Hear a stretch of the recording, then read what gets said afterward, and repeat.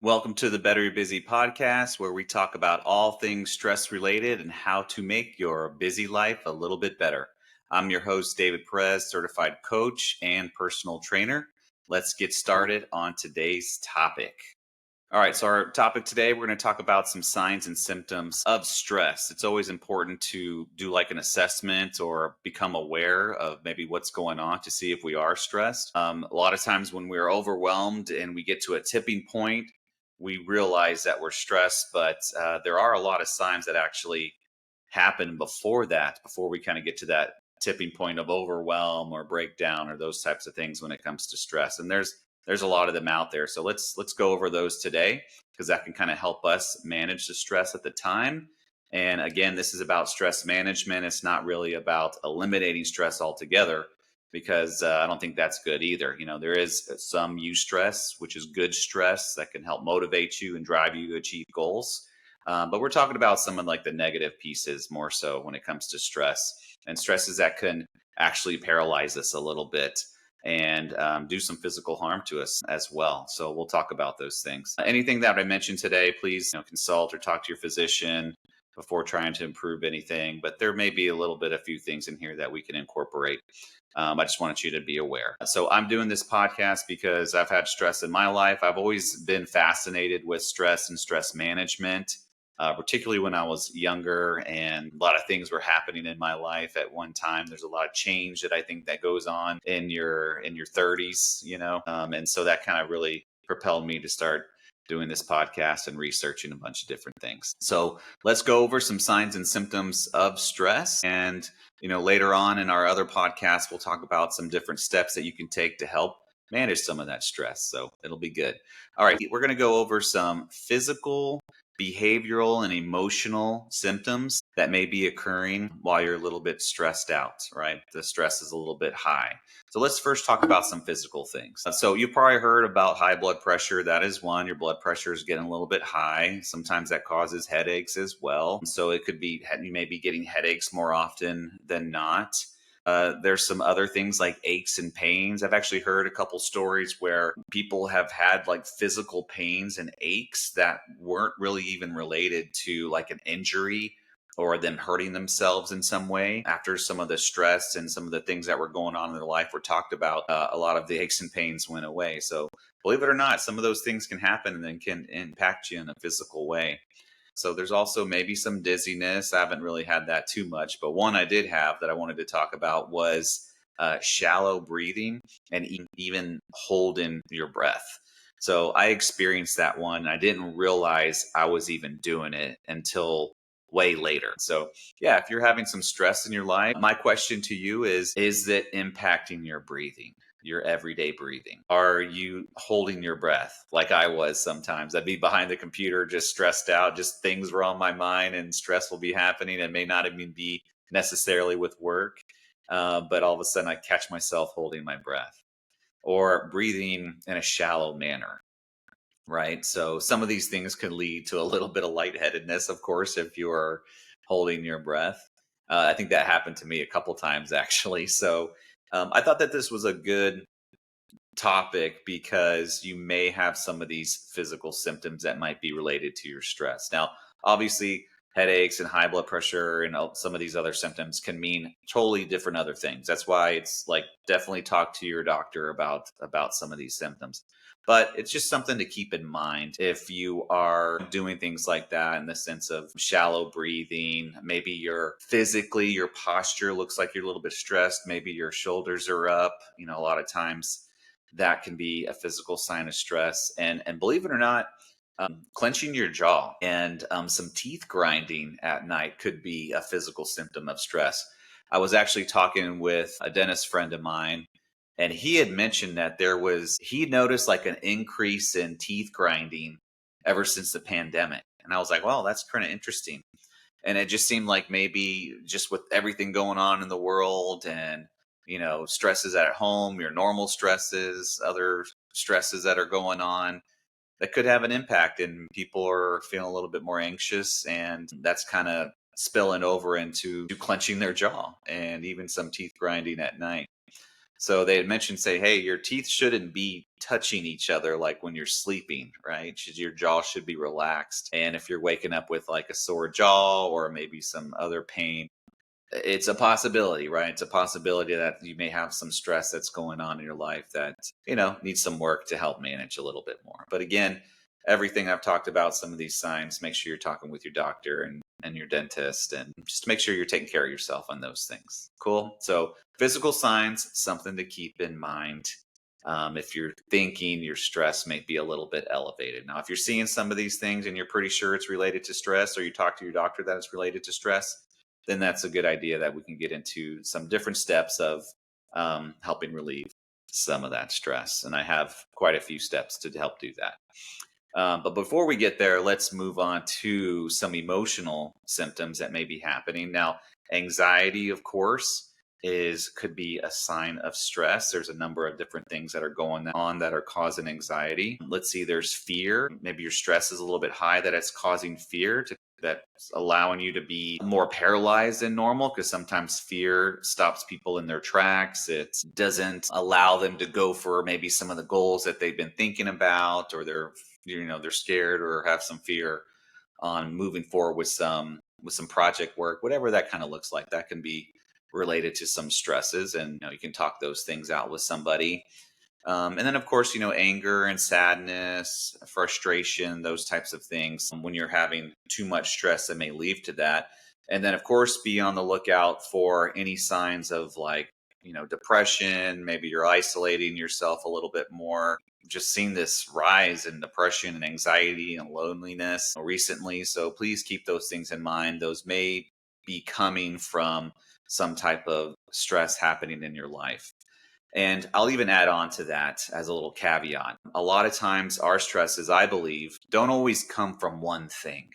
There's so many different things that are going on in life that I think our body can handle a certain amount of stress. But when there's too many things coming at you at one time, it's like your cup of allotted stress just spills over, and then you get that sense of overwhelm, right? There's too many things going on. Or if you are already kind of at a moderate level of stress in your life, and then an unfortunate event happens, which, that's just life. Those things happen to us. That was just a big impact on you. That's also, of course, can lead to a number of different emotions that definitely try to get some help for those things. All right. So those were some of the emotional symptoms to look for when it comes to stress. Now, the other one I wanted to move into as well is some behavioral symptoms. And I never really thought about behavioral symptoms when it came to stress, even back to when I was in my 30s and, was really interested in how stress impacts us and how do you balance life and all these types of things. I've just always loved that topic. But the behavioral piece I never really thought about. I knew about the physical, you knew about the emotional, how these things make you feel a certain way. But from those emotions and things that are going on, they may come out in your everyday behavior. So, a couple of things that may be happening is that you may have some difficulty concentrating. The high stress can impact those things. Forgetfulness could be another behavioral symptom that's happening. I think that's happened to me. I can't remember actually, but oh, that was a joke. But no. I think actually it has happened where I was so stressed, where you're a little bit more forgetful than you think. Right? You're like, wait, why am I forgetting these things? This is weird. Something going on, then you get all stressed out even more because you're like, is something going on, in my brain? But those are just some things to kind of look out for. The sense of overwhelmed, we talked about constant worrying. If you're just worried about something all the time, it's probable that you are stressed out in some way, or you're overstressed in a sense, in a negative way. So constant worry, we don't always want to be there because that puts us in a bad state. And when we're in that fight or flight state all day long, it's just not a place that we want to be when it comes to stress management. Another behavioral thing to look out for is irritability. This one I think is pretty interesting because there may be some things that are going on in your life that are causing more stress, and then all of a sudden it spills over into how you're acting with friends and family. So things that they may be doing, you may be a little bit more irritated with those than normal. So keep an eye out for that. Is your spouse doing something that she's always done, but all of a sudden now it's starting to get to you, right? And before it didn't really bother you, right? And we all have something, nobody's perfect. We all have something that irritates the other person. It's just kind of part of life. But the whole point is that really getting on your nerves now? Are you starting to get irritated? Are you even snapping back just because of something little like that didn't bother you before, but now it does? Or it did bother you, but you just kind of brushed it off. You were fine. It wasn't like a big deal.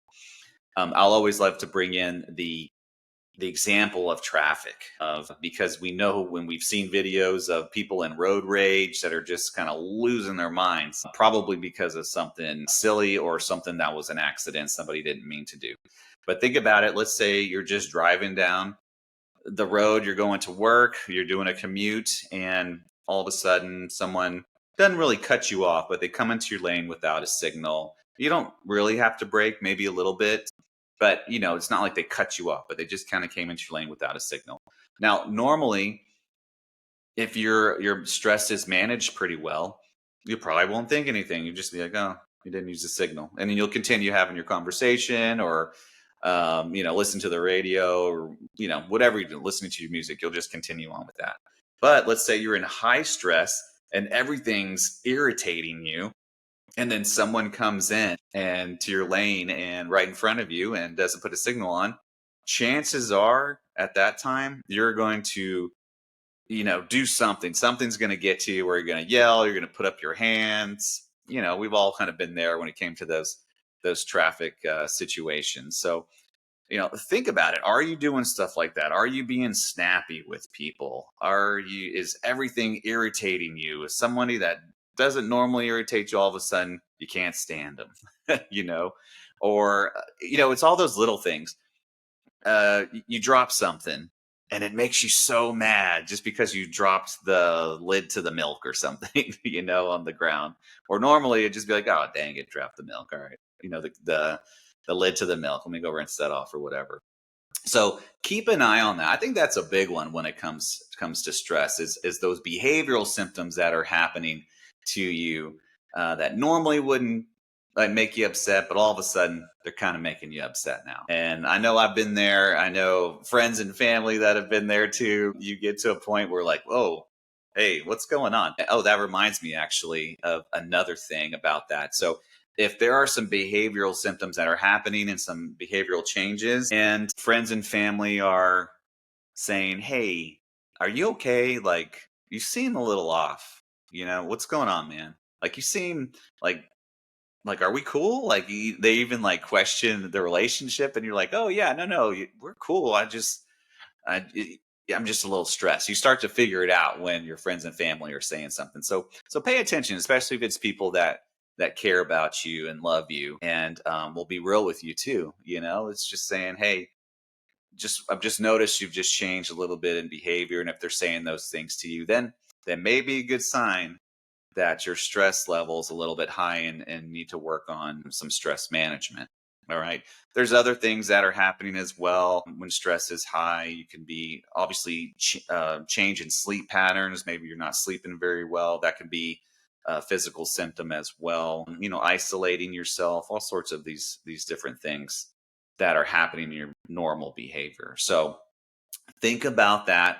If you've been stressed for so long that you almost to your point where you're like, no, that's just how I am. I'm just irritable with people. I would suggest that you second guess yourself on that and say, hey, that actually is not how I am. But I've just been dealing with this stress for so long that that's just come out to be almost a part of my personality. And you don't want to do that. You can't carry on that way. You're going to be burning the candle at both ends, and eventually it's going to break. So that's why I believe in stress management. I love it so much, is because we don't get to those points, right?